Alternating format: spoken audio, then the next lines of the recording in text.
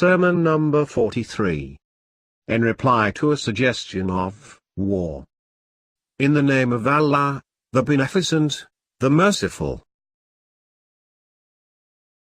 My preparation for war with the people of Syria, Sham, while Jarir ibn Abdullah Bajali is still there, would be closing the door for Syria and prevention of its people from good action, that is allegiance, if they intend doing it.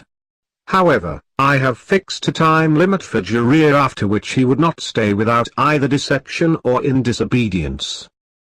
My opinion is in favor of patience, so wait a while. In the meantime, I do not dislike your getting ready. I have observed this matter thoroughly from all sides. But I do not find any way except war or heresy.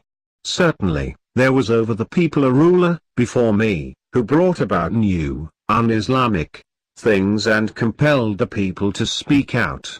So they did speak, then rose up and thereafter changed the whole system.